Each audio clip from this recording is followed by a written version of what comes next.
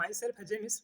आज मैं आपसे चर्चा करूंगा जो केबीएस का पेपर हुआ है टीजीटी का 12 फरवरी को, उसमें किस तरह से क्वेश्चन आया था। ठीक है, और जो पीआरटी के हैं उनको एक बेसिक आइडिया लग जाएगा कि किस तरह से एग्जाम में क्वेश्चन पूछे जा रहे हैं। ठीक है, तो आज मैं आपसे उसी पे चर्चा करूंगा। सबसे पहले हम लोग देखेंगे हिंदी में किस तरह से क्वेश्चन आए। तो मैं कुछ क्वेश्चन को लिख लिया हूँ और मैं आपको बता रहा हूँ कि किस तरह से क्वेश्चन आए थे। ठीक है, हिंदी में पूछा था विलोम, शांति का विलोम पूछा था। उसके बाद पूछा था कि वृष्टि, वृष्टि का भी विलोम पूछा था।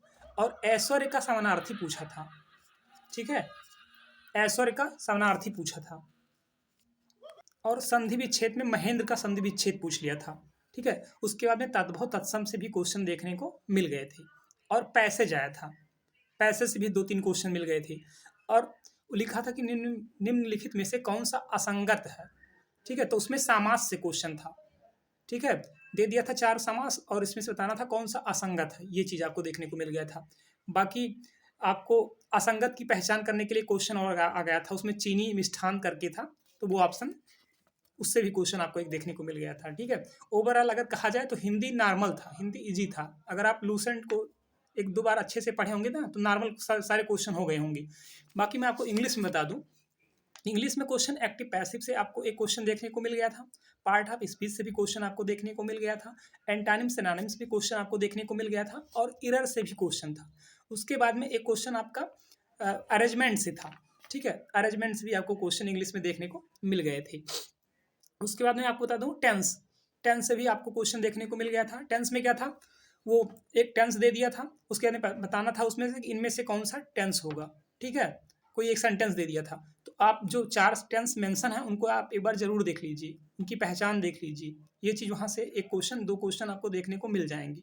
ठीक है, तो इंग्लिश आप कह सकते हो नॉर्मल था, जो मतलब इंग्लिश को जानता होगा उसके लिए इजी था। बाकी जो नहीं जानते हैं उनके लिए मॉडरेट आप कह सकते हो इंग्लिश को। ठीक है, बाकी रीजनिंग, लोग कह रहे हैं कि रीजनिंग हार्ड थी। ठीक है, रीजनिंग थोड़ा सा टफ था क्योंकि उसमें टाइम लग रहा था, बैंकिंग का रीजनिंग आ गया था। ठीक है, रक्त संबंध से भी क्वेश्चन थे, आपको सीट अरेंजमेंट से भी क्वेश्चन आपको देखने को मिल गए थे। और एक था मौसम जलवायु करके। ठीक है, तो उसमें बताना था कि इनमें से मतलब मौसम था, जलवायु था। ठीक है, और बताना था कि इसमें इसमें से कौन सा क्वेश्चन सही होगा। ठीक है, ये आपको देखने को मिल गया था। और उसके बाद करंट अफेयर में आपको अंग्रेजी का साहित्य पुरस्कार किसको मिला था, ये आपको देखने को मिल गया था। उसके बाद युद्ध पोत जो शामिल हुआ है, इससे भी क्वेश्चन आपको देखने को मिल गए थे करंट में। उसके बाद में आपको बता दूं सीडीपी में आपको ये पूछ लिया था कि जो टीचर होते हैं वो एक सप्ताह न्यूनतम कितने घंटे काम करते हैं। ये क्वेश्चन आपको यूपी टेट में भी देखने को मिल गया था और यहाँ भी आपको क्वेश्चन देखने को मिल गया था। ठीक है, उसके बाद में व्यवहारवाद, रचनावाद, इनसे भी आपको क्वेश्चन देखने को मिल गया था। एनईपी का फॉर्मेट पूछ लिया था। ठीक है, एनईपी का फॉर्मेट मैं कराया हूँ, एक बार उसको आप जरूर देख लीजिएगा। एनईपी का फॉर्मेट जो आया है उससे भी आपको क्वेश्चन देखने को मिल गया था।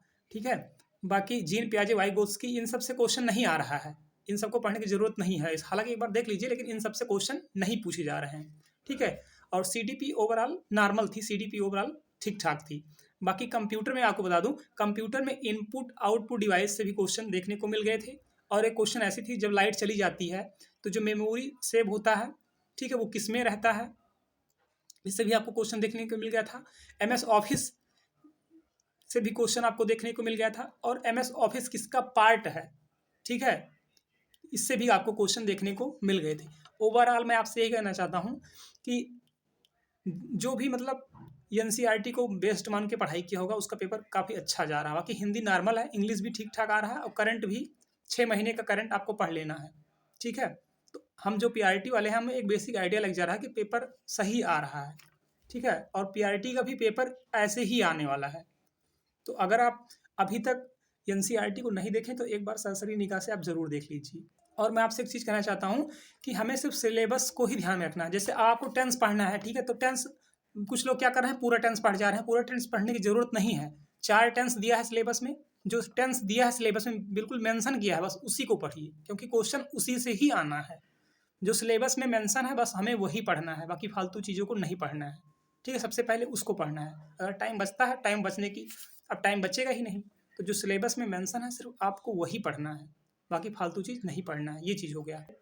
और क्या करना है, ज़्यादा से ज़्यादा मॉक टेस्ट लगाना है, क्योंकि मॉक टेस्ट जब लगाएंगे तभी हमारा टाइम मैनेजमेंट हो पाएगा। ठीक है, ठीक है, थैंक यू सो मच। मैं कहा ये मैं सोचा कि ये चीज़ आपसे शेयर करनी चाहिए। ठीक है, thank you so much, all the best.